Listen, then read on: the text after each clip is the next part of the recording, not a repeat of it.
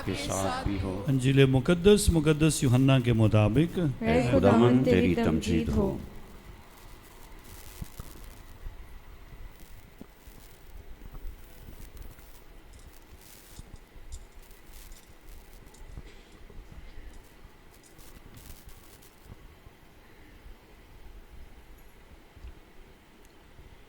उसका 20वां बाब 19वीं आयत से।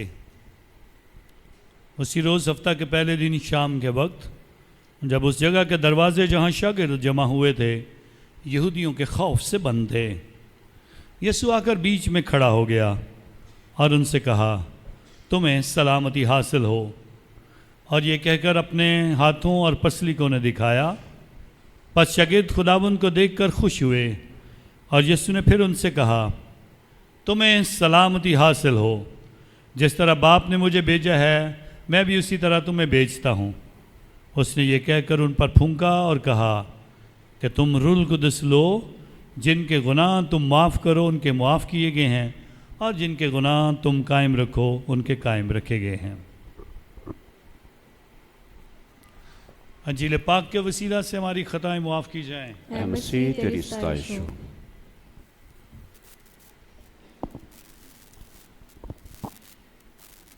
आप सबको ईद पेंतिकोस्त बहुत बहुत मुबारक हो।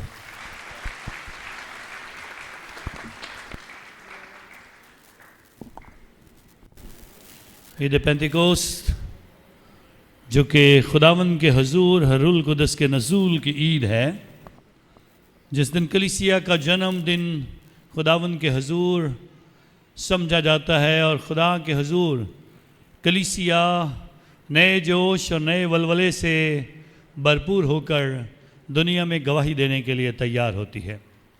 पेंतिकोस्त का लफ्ज़ यूनानी ज़ुबान के लफ्ज़ पेंतिकोस्त से निकला है, जिसका मतलब है 50वां दिन। और ये 50वां दिन आज से पीछे 50 दिन जाएं तो यीशु मसीह के मुर्दों में से जी उठने का दिन है। वो ईस्टर का दिन है, वो पाशका का दिन है। और आज ईस्टर और पाशका को 50 दिन मुकर्रर होते हैं।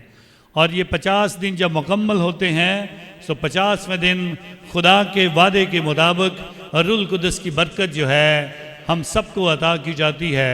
और ये बरकत रसूलों पर खुदावंद के फजल से उतरी है, और इस बरकत के ज़रिए से खुदा के लोग खुदावंद का पैगाम दुनिया के कोने कोने तक फैलाने का वसीला बने हैं। और ये बरकत आज हम भी मांगने के लिए खुदा के घर में आए हैं।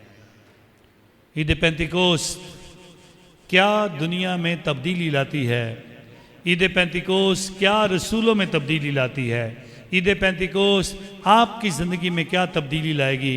इसके लिए हमें आज के दिन सोचने की ज़रूरत है। खुदा के हुजूर अगर हम गौर करने की कोशिश करें तो 50 दिन के बाद ये बरकत मिली है। लेकिन अगर 10 दिन पीछे जाएं तो 40वें दिन खुदा के हुजूर मसीह खुदावंद आसमान पर चला गया। 40वें दिन से लेकर 50वें दिन के अंदर जो 10 दिन का वक्त है उसमें रसूल क्या करते रहे हैं, उसमें कलीसिया जो इब्तदाई कलीसिया है वो क्या करती रही है, उसमें मुक़द्दसा माँ मरियम का किरदार क्या है, किस तरह से ये 10 दिन उनकी ज़िंदगी के बड़े अहम थे, इन पर भी हमें गौर करने की ज़रूरत है। और ये 10 दिन क्यों दिए गए, ये वक्फा क्यों डाला गया, ये वक्त क्यों हमारे लिए मुकर्रर किया गया, ताकि रसूल इस वक्त में किस तरह अपने आप को इस बरकत को हासिल करने के लिए देख सकें।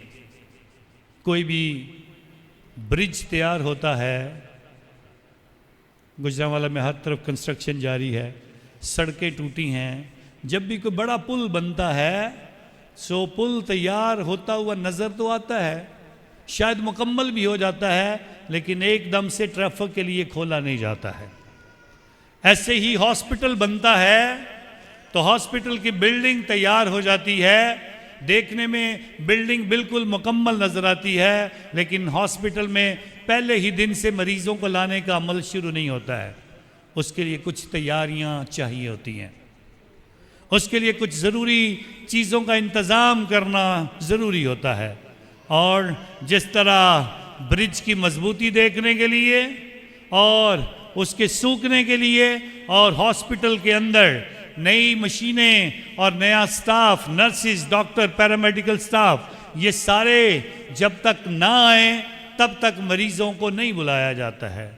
ऐसे ही है जैसे कि हमें गिफ्ट दे और हम गिफ्ट लेकर बड़े खुश होते हैं, लेकिन गिफ्ट की कामलियत उस वक्त मुकम्मल होती है जब कोई गिफ्ट को खोलता है और उस गिफ्ट का इस्तेमाल करता है, फिर गिफ्ट देने वाले की चाहत पूरी होती है। यीशु मसीह भी जो बाप के पास से ज़मीन पर आया था एक मंसूबा नजात लेकर, और उस मंसूबा नजात की तकमील यीशु मसीह के आसमान पर जाने पर मुकम्मल हुई, लेकिन आसमान पर जाने से पहले बार बार हमारे दिलों को तैयार करता रहा कि मैं रूल कुदस भेजूंगा, मैं दूसरा वकील भेजूंगा, मैं रहनुमाई के लिए तुम्हें एक कुव्वत अता करूंगा, मैं तुम्हें एक निगहबान अता करूंगा, मैं रूल कुदस की सूरत में तुम्हारे दरमियान रहूंगा, मैं दुनिया के आखिर तक तुम्हारे साथ रहूंगा। और यीशु मसीह ये सारी बातें सिखाकर आसमान पर चला गया। इन 10 दिनों की रूहानियत क्या है, जिसकी तरफ आज हमें थोड़ी सी तवज्जो करनी है ताकि हमारी रूहानियत में थोड़ा सा इजाफा हो। बरकत लेने के लिए क्या करना पड़ता है, बरकत पाने के लिए कैसी तैयारी करना पड़ती है। बहुत दफ़ा ज़िंदगी में वसवसे और शक होते हैं, बहुत दफ़ा बेयकीनी का भी वक्त आता है, नाउमीदी के भी बादल मंडलाते रहते हैं, और ऐसे ही शागिर्द बहुत सारी बातें सीखते रहे, लेकिन फिर भी बहुत सारी बातों में शक करते थे, ईमान के कमज़ोर थे। गो यीशु ने वादा किया था कि मैं दुनिया के आखिर तक हर रोज़ तुम्हारे साथ हूँ, लेकिन इस बरकत को पाने के लिए किसी रहनुमा की ज़रूरत थी, और वह रहनुमाई मुक़द्दसा माँ मरियम अदा करती है। यीशु के बाद अगर कोई ज़मीन पर हदायत करने के लिए कोई हस्ती थी, वो मुक़द्दसा माँ मरियम की थी, जो रसूलों की भी हदायत करती है। पहले मर्द और ख़वातीन जो यीशु को कबूल करते हैं उनकी हदायत करती है, जो 120 लोगों की जमात है उनकी हदायत मुक़द्दसा माँ मरियम करती है। और इसीलिए खुदा के कलाम रसूलों के अमाल उसके पहले बाब की 8वीं आयत में ये लिखा गया, और रसूल रूल कुदस के नज़ूल तक मुक़द्दसा माँ मरियम के साथ मिलकर उसकी इंतज़ारी करते रहे। सो खुदा के हजूर जो इंतज़ारी नहीं करता है, जो दुआ नहीं करता है, जो ईमान नहीं रखता है, जो इस बात को मांगता नहीं है, उसको रूल कुदस नहीं मिलता है। सो तैयारी लाजमी है, ईमान रखना लाजमी है, मांगना लाजमी है। खुदा के हजूर जब तक हम मांगते नहीं हैं तब तक हमें मिलता नहीं है। सो खुदा के हजूर रूल कुदस की बरकतें मांगना चाहिए, रूल कुदस की कुदरत मांगनी चाहिए, रूल कुदस की बख्शिशें मांगनी चाहिए, रूल कुदस के फल मांगने चाहिए, रूल कुदस की नेमतें मांगनी चाहिए, रूल कुदस की कुव्वत मांगनी चाहिए। और हर लिहाज से हर दौर में ये बहुत सारी चीज़ें आपके सामने लिखी हैं। अलतार के सामने जो कुछ लिखा है इस पर हमें तवज्जो करने की ज़रूरत है। खुदा के हजूर ये देखने की ज़रूरत है आपको आपकी ज़िंदगी में किस बात की ज़रूरत है, आपको कौन सी चीज़ अपने लिए मांगनी है इस रूल कुदस से। लेकिन हमारी प्रॉब्लम क्या है, हम दिखावे की चीज़ें मांगते हैं। हमारी प्रॉब्लम यह है हम वो मांगते हैं जो सारी दुनिया को नजर आए। और क्या मांगते हैं, हमें वो ज़ुबान दे दे ताकि हम सबके सामने बर बर फर फर फर करते रहें और लोग सुनते जाएं, लोग मतवज्जो हो जाएं, लोग सारे खड़े हो जाएं। हम ये मांगते हैं। हम खुदा के हुजूर कभी आजिज़ी, हलीमी, इनकिसारी, पाकीज़गी नहीं मांगते हैं, सादगी नहीं मांगते हैं। हम मांगते हैं हमें मौजज़ों की कुदरत दे दे। मैं ऐसे करूं तो ऐसे हो जाए, मैं ऐसे करूं तो ऐसे हो जाए, मैं ऐसे करूं तो सारे गिर जाए। कब तक लोगों को गिराओगे? खुदा तो उठाता है, खुदा तो नहीं गिराता है। तुम गिरा गिरा कर उठा रहे हो। ऐसी बरकतें मांगो जिससे खुदा का फजल और उसकी बरकत नजर आए। और जिसको भी ये बरकत मिल जाती है, वो फिर इंसानों में नहीं बैठता है। वो अपने आप को इंसानों से फर्क समझता है। वो अपने आप को समझते हैं ये लोग इस काबिल ही नहीं है, ये लोग ईमान में कमजोर हैं, ये लोग मेरे बराबरी नहीं कर सकते। वो मगरूर और आसमान पे अपने आप को उठा महसूस करता है। हमें समझ नहीं आती है क्या मांगना है। रूल कुदस ईद पेंतिकोस पे दिया गया। रूल कुदस की जुबान रसूलों को अता की गई। आज भी हम रूल कुदस की जुबानें मांगते हैं, लेकिन समझते नहीं जुबान है क्या। समझते नहीं अगर रूल कुदस की जुबान मांगनी है तो रूल कुदस खुदा है, और खुदा की जुबान खुदा ही सिखा सकता है, इंसान नहीं सिखा सकता। हम खुदा बन बैठते हैं और एक दूसरे को जुबानें सिखाते हैं, ये सीख लो, ये लफ्ज़ सीख लो, ये सीख लो, ये सीख लो। ये इंसानों के बनाए हुए लफ्ज़ रूल कुदस के लफ्ज़ नहीं हो सकते हैं। और उसके बाद रूल कुदस अगर सिखाता है, जुबानों की कसरत का मौजज़े से मैं इनकार नहीं कर रहा। जुबानों की कसरत है, जुबानों के मौजज़े हैं, लेकिन जुबानों के लिए खुदा ने लिखा जिसको जुबान मिले वो उसका तर्जुमा भी करे, उसकी समझ भी किसी को आनी चाहिए। जो सुनने वाला है उसको भी समझ आए, जो सुना रहा है उसको भी पता हो मैं क्या सुना रहा हूं। और अगर इसको देखना है तो फिर पतरस अकेला सुना रहा था। पतरस अकेला सुना रहा था और कितनी जुबानों के लोग सुन रहे थे। कोई फरोजिया की जुबान बोल रहा है, कोई पंफोलिया की बोल रहा है, कोई रोमी जुबान बोल रहा है, कोई बरानी बोल रहा है, कोई यूनानी बोल रहा है, कोई लतीनी बोल रहा है, कोई अरबी बोल रहा है, कोई क्रीती जुबान बोल रहा है। इतनी जुबानें बोलने वाले लोग सब समझ रहे हैं। कोई ये नहीं कह रहा मुझे समझ नहीं आ रही। और आप किसी की गैर जुबान को आप सुन लो, उसके बाद अगर आपको समझ आ गई तो फिर मुझे कहना मुझे समझ आ गई थी, वो क्या बोल रहा है। रूल कुदस की बरकत यह है कि कलाम की समझ आनी चाहिए। रूल कुदस की जुबान अगर बोलो तो किसी को समझ आनी चाहिए, ये मेरे लिए दुआ कर रहा है कि बद्दुआ कर रहा है, ये मेरे लिए बरकत मांग रहा है कि लानत मांग रहा है। मुझे समझ आएगी फिर मैं फैसला कर पाऊंगा। और अगर समझना है क्या हुआ था, आज के दौर में जब जुबान सीख लेते हैं हम मगरूर हो जाते हैं, अपने आप को लैदा कर लेते हैं। आओ तकवीन की किताब में चलते हैं। बागी अदन के बाद के जो वाक़यात हैं, 11वें बाब में बाबल के बुरज के वक्त क्यों खुदा ने इख्तलाफ डाला था, जुबान के अंदर क्यों इख्तलाफ डाला था। उस वक्त भी इख्तलाफ डालने के बाद क्या हुआ था, जो नीचे से बोल रहे थे ऊपर वालों को समझ नहीं आ रही, ऊपर वाले बोल रहे थे उनको नीचे समझ नहीं आ रही थी। ऐसी जुबानें हम सीखना चाहते हैं जिसकी समझ ही ना है। खुदा ने इख्तलाफ नहीं डाला है। आज रूल कुदस के वसीला से वो क्यों उनके जुबान में इख्तलाफ डाला था, वो भी मगरूर हो गए थे। वो भी अपने आप को कहते थे ये इंसान क्या है, आओ हम बुरज बनाएं, आसमान पे देखें, आसमान तक बुरज बनाएं, हम ऊंचे हो जाएंगे, बुलंद हो जाएंगे, जमीन के इंसान छोटे लगेंगे, हम खुदा को देखने तक पहुंच जाएंगे। खुदा इससे नजर नहीं आता। खुदा आजिज़ी और इनकसारी में नजर आता है।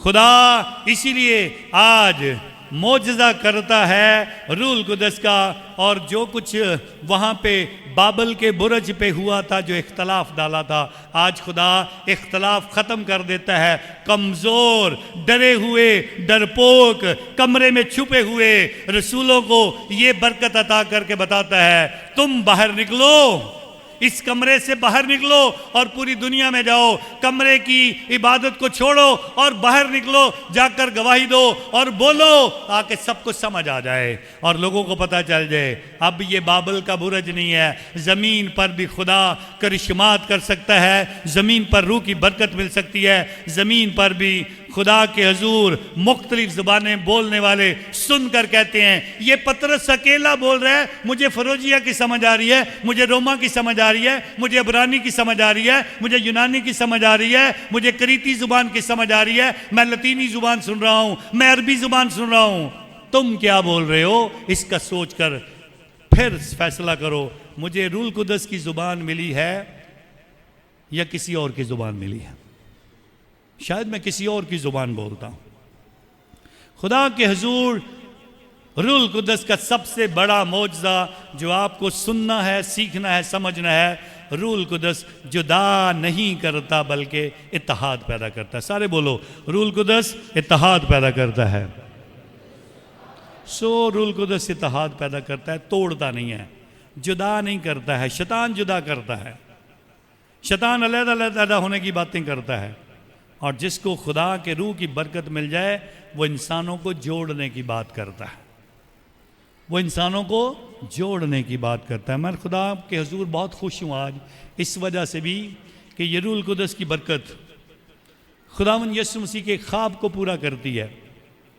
और वो ख्वाब ये है कि आज जितने भी गिरजाघर हैं वो किसी भी कलीसिया से ताल्लुक़ रखते हैं, वो किसी भी खुदा के हुजूर अपनी अपनी कलीसिया के नाम रखते हैं, लेकिन आज सारे मिलकर एक ही तलावत पढ़ रहे हैं, रसूलों के माल उसका दूसरा बाप। और आज सारे इकरार कर रहे हैं रूहुल कुद्दस पेंतीकोस्त के दिन रसूलों पर उतरा है। और आज सारे इकरार कर रहे हैं रूहुल कुद्दस खुदावन के हुजूर वो कुव्वत है जो आसमान पर जाते हुए यीशु मसीह हमारे लिए छोड़ने का वादा करके गया है। और आज उस रूह के उतरने का खुदावन के हुजूर दिन है। हमें इस बात की तरफ तवज्जो करनी है। खुदा का हम शुक्रिया अदा करते हैं जिसने कम से कम रूहुल कुद्दस के ज़रिए से हम सबको एक कर दिया, इत्तेहाद में कर दिया और बता दिया हम सच्चे खुदावन यीशु मसीह खुदा के बेटे पर ईमान लाते हैं और खुदा बाप और खुदा बेटे के वसीला से रूहुल कुद्दस की इस बरकत को पाते हैं जो आज सारी दुनिया के लिए हम सबको बख्शी गई है।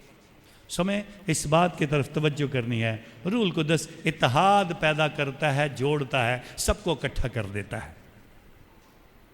और ये भी बात सीखने की ज़रूरत है। खुदा के हुजूर लिखा गया और तुंद हवा का झोंका और खुदा के रूह की आग, बताया गया अलहदा अलहदा होकर सब पर ठहर गई, अलहदा अलहदा होकर सब पर ठहर गई। तो क्या सारे खड़े होकर बोलना शुरू हो गए थे? क्या सबको जुबानें लग गई थी? बरकत तो सबको मिल गई, जुबानों की कसरत सबको मिल गई, रूहुल कुद्दस की बरकत सबको मिल गई, लेकिन सारे खड़े होकर गवाहियां देना शुरू नहीं हो गए हैं।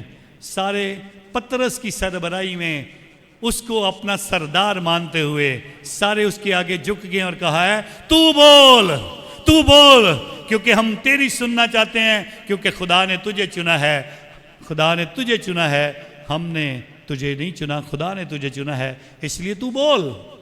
और हम सोचते हैं खुदा ने मुझे भी चुना है, मुझे भी चुना है। ज़रूर सबको चुना है, मैं मानता हूँ, आज भी कहता हूँ सबको चुना है, लेकिन किसी को उस्ताद होने के लिए, किसी को माँ होने के लिए, किसी को बाप होने के लिए, किसी को भाई होने के लिए, किसी को बहन होने के लिए, किसी को मजदूर होने के लिए, किसी को काहिन होने के लिए, किसी को बाप बुजुर्ग होने के नाते से, किसी को ऑफिस में बैठने के लिए, किसी को फौज में काम करने के लिए, खुदा ने सबको चुना है। लेकिन सारे एक ही वक्त में एक काम नहीं करते हैं। खुदा के हुजूर बरकतें और नेमतें तरह तरह की हैं जो आज की दूसरी तलावत में पढ़ा गया। आपके पास जो नेमत है उस पर बात करो, उसके मुताबिक जिंदगी गुजारो। आप अच्छा गा सकते हो, गाओ, आप अच्छा म्यूजिक बजा सकते हो, बजाओ, आप खामोशी के साथ बैठकर मेडिटेशन कर सकते हो, वो करो। आप खुदा के हुजूर बहुत सारे लोगों को मोटिवेट कर सकते हो कि वो चर्च आए, आप करो। आप अच्छे टीचर बन सकते हो, आप जो कुछ भी खुदा के हुजूर आपके पास नेमतें हैं उन नेमतों के मुताबिक खुदा से मांगो ताकि आपका खुदा आपकी ज़िंदगी में उन बरकतों में इजाफा करे। लेकिन हम सारे के सारे चाहते हैं कुछ ऐसा हो जाए जिससे दुनिया देख देख कर दंग हो जाए कि मेरे जैसा कोई नहीं है। सारी हम गंद डालने वाले बन जाएंगे, सफाई कौन करेगा? सारी हम खा खा कर सोए रहेंगे, काम कौन करेगा? सारे हम खाते रहेंगे, पकाएगा कौन? सो हर एक की एक जिम्मेदारी है। और इसीलिए बताया गया हर एक के मुताबिक जो नेमतें खुदा ने दी हैं उन नेमतों के मुताबिक जिंदगी गुजारो। मुकद्दस थॉमस एक्वाइनस एक डोमिनिकन मुकद्दस है जिसने ईमान और इलाहियात और खुदा के कलाम पे बहुत सा लिखा, और उनकी खूबसूरत किताब जो कि बहुत मोटी किताब और उनके पूरी इल्म इलाहियात का निचोड़ जिस किताब के अंदर है उसका नाम है सुम्मा थियोलॉजिका। खुदावंद के हुजूर जब वो पाक तसलीस पाक पेंतिकोस पे बात करते हैं तो इस बात का ऐलान करते हैं। पेंतिकोस खुदा के हुजूर वो 4 किस्म की ईद पेंतिकोस में रूल कुदस के ज़हूर पे बात करता है।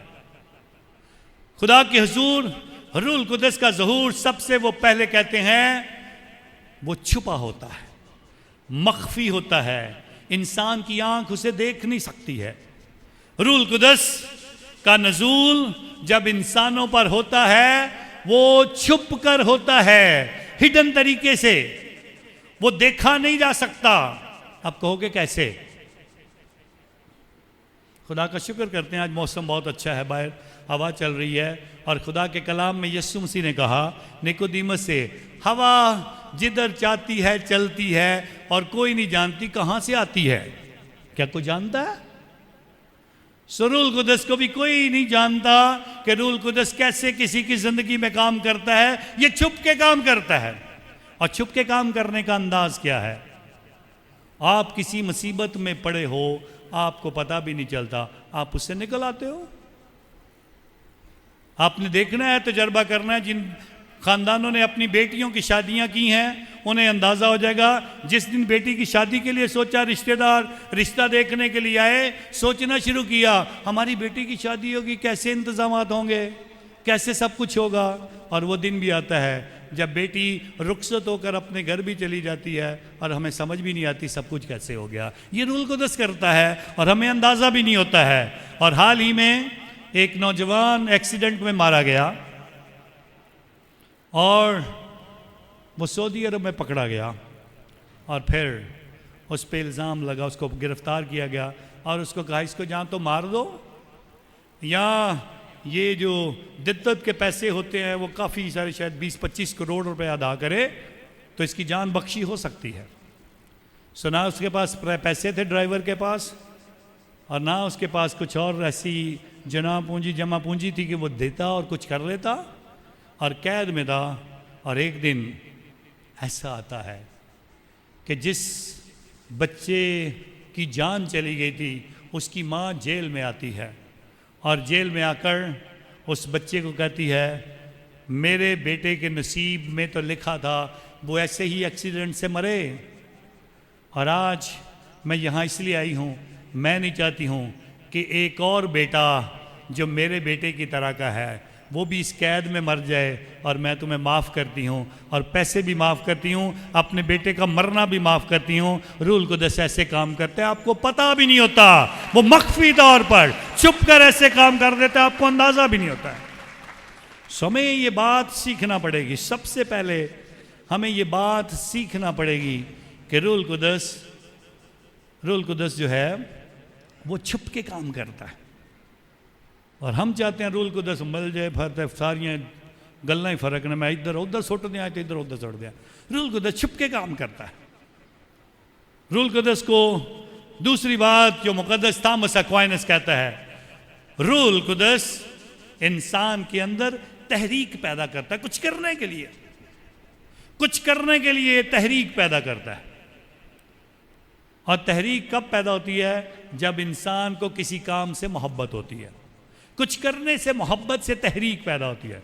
मिसाल के तौर पे एक बच्चे को अगर फुटबॉल खेलने का शौक है, फुटबॉल खेलने से मोहब्बत है, तो वो ये नहीं देखता ग्राउंड कितनी बड़ी है, दिन है, धूप है, रात है, जब भी उसे मौका मिलता है वो फुटबॉल खेलने की कोशिश करता है, दौड़ता है फुटबॉल लेके और कोशिश करता है किसी ना किसी क्लब को मैं ज्वाइन करूं और फुटबॉल में अपना नाम कमाऊं।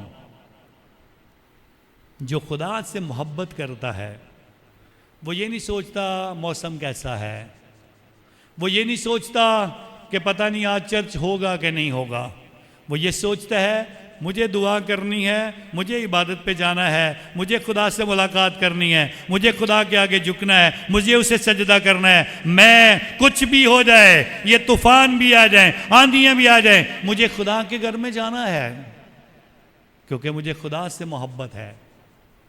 और मोहब्बत करने वालों को पता है, जिन्हें मोहब्बत होती है वो सारी सारी रात भी बातें करते रहे, पता भी नहीं चलता कब दिन चढ़ गया, और फिर उठ के कहते हो दिन चढ़ गया, पता भी नहीं लगा। सो मोहब्बत जब हो जाती है, मोहब्बत जब अंदर तहरीक पैदा कर देती है, मोहब्बत कुछ करने के लिए मजबूर करती है, और रूल कुदस तहरीक पैदा करता है, कुछ करो, कुछ करो। और इसीलिए जो रसूलों में तहरीक पैदा हुई थी, सोचो, डरे हुए, दरवाजे बंद, बाला खाना के दरवाज़ों को कुंडियाँ लगी हुई हैं, ताले लगे हुए हैं, और छुप के बैठे दुआ कर रहे हैं, और खुदा उनके ज़रिए से जो करना चाहता है वो करके दिखाता है। वो डर और खौफ ख़त्म, वो अंधेरे का डर ख़त्म, वो खुदा के हजूर रूल कुदस की जो तहरीक मिली है, वो रूल कुदस से नए होकर बाहर निकले हैं, और फिर सबके सामने इकरार करते हैं खुदावन यीशु मसीह कौन है, और उसका आने का मकसद क्या है, और अब खुदा का मंसूबा निजात क्या है। तीसरी बात जिस पर मुकद्दस थॉमस एक्वाइनस कहता है, वो कहता है रूल कुदस जिंदगी देता है, रूल कुदस जिंदगी अता करता है। बागे अदन में खुदा ने जब आदम को बनाया तो उसके नथनों में रूल कुदस का दम फूंका, और वो जीती जान हुआ।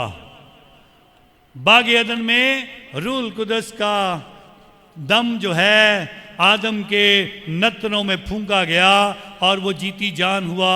और आज अंजील मुकद्दस में आपने सुना है, यीशु अपने शागिर्दों के पास आता है और कहता है तुम्हें सलामती हासिल हो, और कहता है रूल कुदस लो, और रूल कुदस उन पर फूंका ताकि वो जिंदगी का मकसद समझें। और रूल कुदस आपको भी अता किया है, आपको अपनी जिंदगी का मकसद समझना है। मेरे मसीह होने का मकसद क्या है, मेरे इंसान होने का मकसद क्या है, मैं जिस खानदान में पैदा हुआ हूं उसका मकसद क्या है, जिस घर में मेरा जन्म हुआ है इस घर में मेरे पैदा होने का मकसद क्या है। और इस मकसद को समझने की जरूरत है। खुदा का रूह जिंदगी देता है, खुदा का रूह जिंदगी बख्शता है, खुदा का रूह लफ्जों से और खुदा का रूह सादगी से जिंदगी की बरकत अता कर देता है।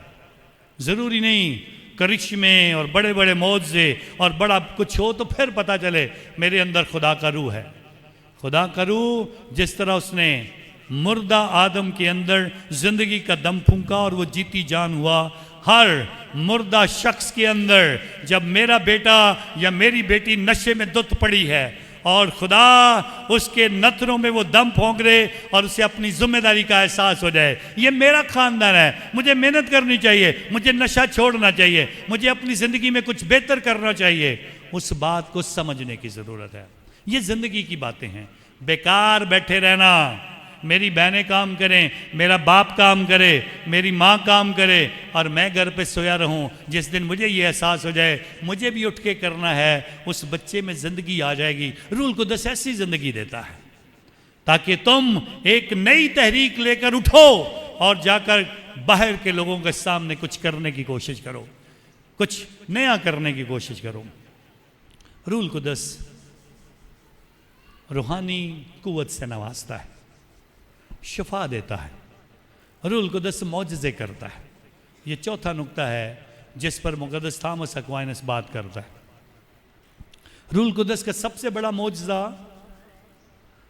ईद पेंतिकोस्त पे हुआ था कि 3000 लोग पतरस के एक ही बार कलाम सुनाने के वसीला से 3000 लोग यीशु मसीह पर ईमान लाते हैं। और एक ही दिन में एक ही कलाम सुनाने के बाद कलीसिया में जब 3000 लोगों का इजाफा हुआ तो कलीसिया एकदम 120 से होकर 3120 लोग बन गए।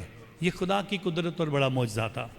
खुदा के ज़ूर और मौजज़े बहुत सारे हैं। बाला खाने में जब भी दुआएं मांगी जाती थी इकट्ठे होकर, रूल कुदस की बरकत मिलती थी।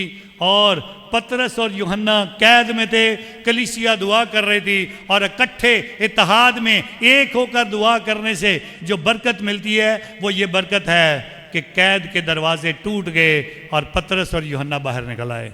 ये खुदा की कुदरत है जो रूल कुदस के वसीला से मिलती है।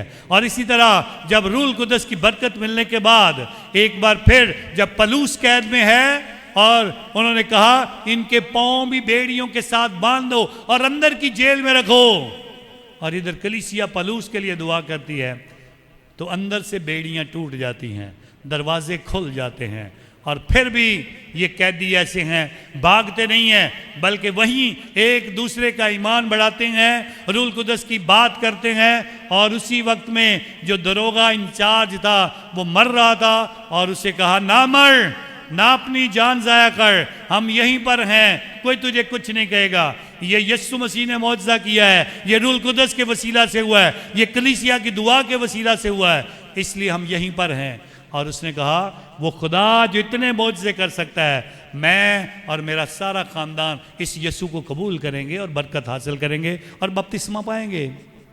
खुदा के हुजूर ये बात हमें सीखने की ज़रूरत है, ये बात हमें समझने की ज़रूरत है। यीशु मसीह आसमान पर जाने से पहले एक वादा करके गया कि रूल कुदस तुम्हें सारी सच्चाई से आगाह करेगा, रूल कुदस तुम्हें सारी सच्चाई से आगाह करेगा। और सच्चाई क्या है? आज के दौर में सच्चाई ढूंढना बड़ा मुश्किल है। सबसे मुश्किल काम आज के दौर में सच्चाई ढूंढना है। सच क्या है? हर एक झूठ बोलता है। सच्चाई क्या है? जो भी सच्चाई हो, कुछ कहते हैं इससे पहले की सच्चाई कौन सी थी? हम अब की बात कर रहे हैं, तू पहले की बात कर रहा है। पहले की सच्चाई कौन सी थी? अभी की सच्चाई है, और इसके बाद की सच्चाई कौन सी होगी? सच्चाई जानना बहुत मुश्किल है। और क्योंकि हम इतने, पिछले इतवार भी थोड़ी सी बातें मैंने की, हम अपने आप को इतने खौल चढ़ा के बैठे हुए हैं कि किसी को कोई पता नहीं सच क्या है। खाली हमारे बाल ही ले लें, कितने बाल हमारे सफ़ेद हुए, सब ने इतने रंग कर करके पता नहीं छुप जाएंगे। सच्चाई क्या है पता नहीं, किसी को नहीं बताना सच्चाई क्या है। ऐसे ही हमारी तस्वीरें, ऐसे ही हमारा सब कुछ। सच्चाई क्या है? सो एक दिन एक जज के सामने केस पेश किया गया, और जिसमें अदालत लगी और एक वकील उठकर अपने दलाइल पेश करता है, और दलाइल पेश कर करके बताता है, माय लॉर्ड ये सच है, ये भी बात ऐसे है, ये ऐसे है, ये ऐसे है, ये ऐसे है, ये ऐसे है, आपको पता होना चाहिए, हकीकत यही है। जज की आंखें खुल जाती हैं और अजीब सा मुंह बना के कहता है, लगता है ये तो सच्ची बात कर रहा है, तू तो बहुत सच्चा है। जब ये बात जज के मुंह से निकलती है तो दूसरा वकील बोलता है, माय लॉर्ड आप कैसी बातें कर रहे हो? अभी तो मैंने अपने दलाइल पेश नहीं किए, मैंने तो आपके साथ कोई बहस नहीं की, मैंने तो अपने जो मौक़िफ़ है पेश ही नहीं किया, आप कैसे कह सकते हो वो सच है? जज कहता हाँ ये भी सही है, बताओ आप भी बोलो। जब वो बोलता है तो वो भी बताता है, सच ये है, सच ये है, सच ये है, सच ये है। तो जज साहब उससे भी मुतासर हो जाते हैं, कहते ये भी सच्चा है, ये भी सच बोल रहा है। इतनी देर में जज साहब का रीडर जो लिख रहा था इस केस का फैसला, वो जज साहब की तरफ देखकर कहता है, जज साहब अगर दोनों वकील सच्चे हैं तो सच क्या है? सच क्या है? इनमें से कोई ना कोई तो झूठा है। जज कहता तू भी सच कह रहा है, तू भी सच्चा है। सो आज के दौर में सबसे मुश्किल काम है सच्चाई को जानना। आज के दौर में बहुत मुश्किल काम है सच्चाई को जानना, और इस सच्चाई को जानना सबसे पहला हमारी जिंदगी का मकसद होना चाहिए। और सच्चाई ये है, खुदावंद यीशु मसीह खुदा का बेटा है, वो आसमान से ज़मीन पर आया था और अपना मिशन मुकम्मल करके आसमान पर गया, और उसी के वसीला से आज रूल कुदस की बरकत हम पर आई है और उंडेली गई है। सच ये है, जब सच का पता चल गया है उसके बाद क्या करने की ज़रूरत है? सच के साथ जीने की ज़रूरत है। सच के साथ जीने की ज़रूरत है। और सच के साथ कितने लोग जीते हैं ये हमें आज के दौर में देखना होगा। आप क्या सच के साथ जी रहे हो? क्या आपको सच्चाई का पता है? और उसके बाद सच्चाई के साथ जिया जाता है और सच्चाई के साथ जिंदगी गुजारी जाती है।